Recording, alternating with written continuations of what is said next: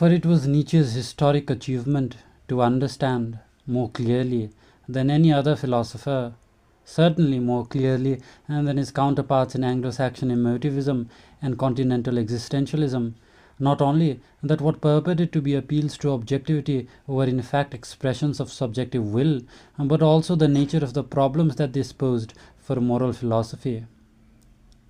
It is true that Nietzsche, as I shall later argue, illegitimately generalized from the condition of moral judgment in his own day to the nature of morality as such, and I have already said justifiably harsh words about Nietzsche's construction of that at once absurd and dangerous fantasy and the Übermensch. But it is worth noting how even that construction began from a genuine insight.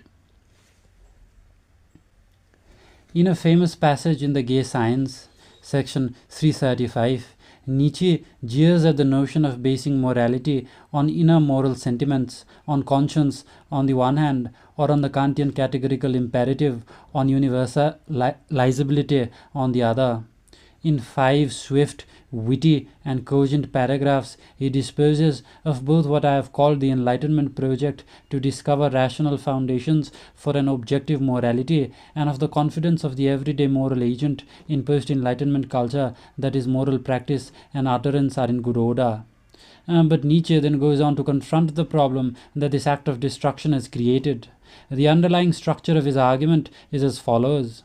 If there is nothing to morality but expressions of will, my morality can only be what my will creates. And there can be no place for such fictions as natural rights, utility, and the greatest happiness of the greatest number. I myself must now bring into existence new tables of what is good. We, however, want to become those we are, human beings who are new, unique, incomparable, who give themselves laws, who create themselves. Page 266. And the rational and rationally justified autonomous moral subject of the 18th century is a fiction, an illusion. So Nietzsche resolves, let will replace reason, and let us make ourselves into autonomous moral subjects by some gigantic and heroic act of the will, an act of the will that by its quality may remind us of that archaic aristocratic self-assertiveness which preceded what Nietzsche took to be the disaster of slave morality, and which by its effectiveness may be the prophetic precursor of a new era. And the problem then is how to construct in an entirely original way, how to invent a new table of what is good and a law, a problem which arises for each individual. And this problem would constitute the core of a Nietzschean moral philosophy, for it is in his relentlessly serious pursuit of the problem, not in his frivolous solutions, and that Nietzsche's greatness lies, and the greatness that makes him the moral philosopher, if the only alternatives to Nietzsche's moral philosophy turn out to be those formulated by the philosophers of the Enlightenment and their successors. In another way too, Nietzsche is the moral philosopher of the present age. For I have already argued that the present age in its presentation of itself to itself is dominantly Weberian, and I have also noticed that Nietzsche's central thesis was presupposed by Weber's central categories of thought. Hence Nietzsche's prophetic irrationalism because Nietzsche's problems remain unsolved and his solutions defy reason, remains immanent in the Weberian managerial forms of our culture.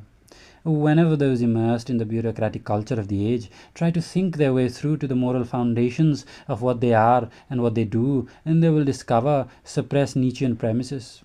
And consequently, it is possible to predict with confidence that in the apparently quite unlikely contexts of bureaucratically managed modern societies, and there will periodically emerge social movements informed by just that kind of prophetic irrationalism of which Nietzsche's thought is the ancestor.